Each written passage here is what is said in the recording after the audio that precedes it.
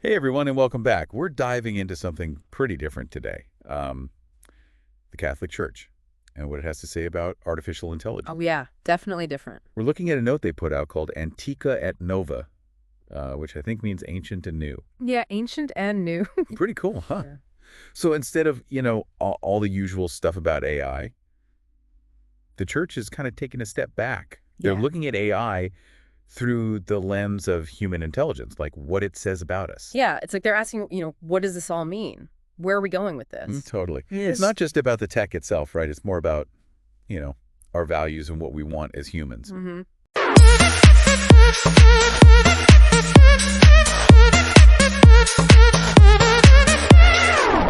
So, okay, let's break this down a bit.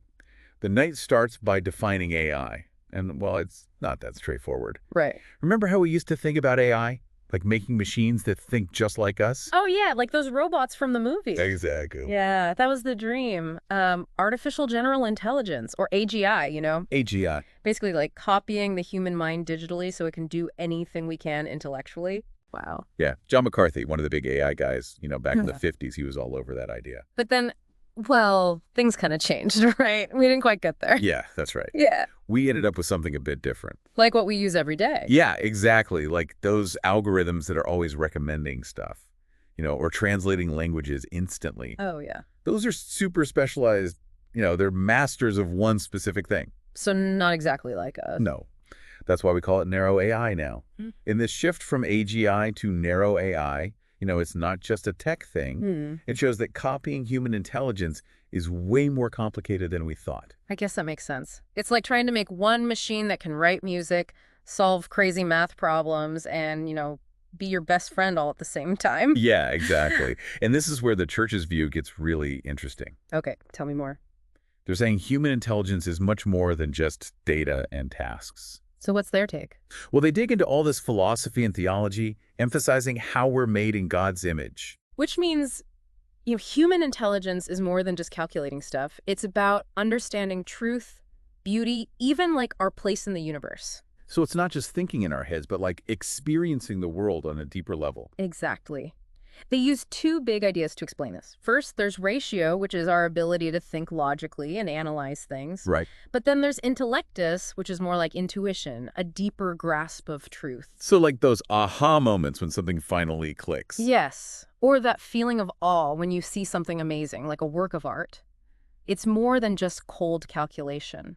Wow, I never thought of it that way. Yeah, and the church goes even further. They say human intelligence is integral. Integral. It means it's connected to our bodies and how we interact with the world. Makes sense. It's also relational, growing through our connections with others. And Yeah. ultimately, it's about using our intelligence to care for the world, to steer it towards good. So they're saying AI might be good at specific things, but human intelligence operates on a whole other level. Right, AI crunches data, but we search for meaning. That's a good way to put it.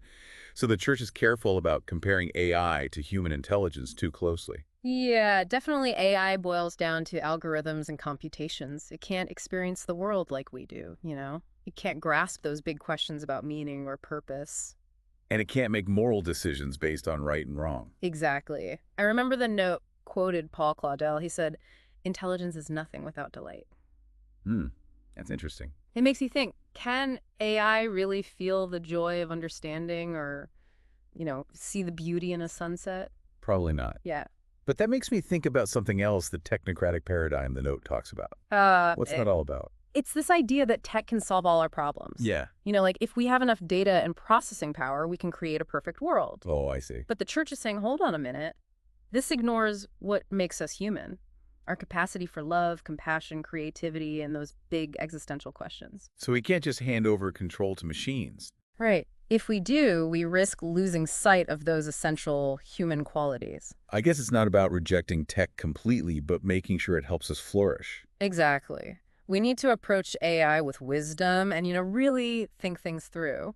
And that brings us to the ethical stuff, which is really important. Okay, so let's get into that. Sounds good. It sounds like the church is saying we need to have a more thoughtful conversation about AI, not just focus on the tech stuff. Yeah, they really emphasize this idea of moral responsibility. Or irresponsibility. They're saying, AI systems, even the super advanced ones, are basically tools. Tool, okay. And it's up to us humans to use them responsibly. That makes sense, but it's not always simple, is it? Like if an AI does something harmful, who's to blame? Right. That's the tricky part. As AI gets more complex and independent, figuring out who's accountable gets really hard. Yeah, I can see that. The note stresses the need for transparency and clear rules.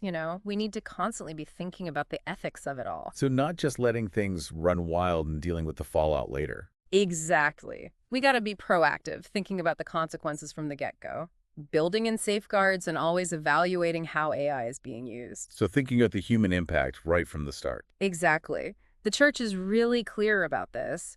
Any use of AI that harms human dignity or violates basic human rights is just wrong. Okay, so no, using AI to exploit people or control them. Exactly. And they give some specific examples in the note. Like what? Things like using AI for mass surveillance or manipulating people's opinions without them knowing, or building autonomous weapons that can decide to kill on their own. Oh, wow, that's scary. Yeah, it's like those sci-fi movies where machines take over, except it's not so far-fetched anymore. So the church is drawing a line saying some uses of AI are just unacceptable. Absolutely. And they also talk a lot about AI's impact on human relationships, which is something we're all feeling already. Yeah, like social media. It's supposed to connect us, but sometimes I feel more alone after scrolling for hours. It's a weird paradox, isn't it? Sure. AI can bridge distances and offer companionship, but it can also lead to less real-world interaction. And maybe we start blurring the lines between real connection and simulated interaction. Yeah, exactly. And the note warns against anthropomorphizing AI, Anthropomorphizing. basically treating machines as if they're human, talking to our voice assistants like they're our friends or getting attached to chatbots. Oh, yeah, I totally do that. Sometimes I say please and thank you to my smart speaker, even though I know it's just a device. It's a natural human thing to do, but the church cautions us about this blurring of boundaries. Especially for kids, right? They're still learning about relationships. Exactly. They need to understand the difference between real human connection and interacting with AI. So it's about keeping things in perspective and remembering that AI isn't a replacement for real human connection. Exactly. It can simulate empathy, but it can't actually experience it or understand the nuances of human emotions. So AI can be a tool for communication, but not for true emotional connection. Right. And this brings us to another big area of concern: AI and jobs. Yeah, a lot of people are worried about robots taking over jobs and leading to mass unemployment. It's a valid concern. The church acknowledges this and emphasizes the need for a human-centered approach to AI. So not just replacing humans with machines for efficiency's sake. Right. It's about using AI to complement human skills, to create new opportunities, and to make work better. So humans and AI working together rather than one replacing the other. Precisely. The note reminds us that work is not just about making money, but also about dignity, purpose, and connecting with others. So we need to make sure AI is used in a way that supports those human needs. Exactly. It seems like the church is calling for a moral compass to guide AI development. One that puts human dignity and the common good first. Yes, they want AI to contribute to a more just and compassionate world.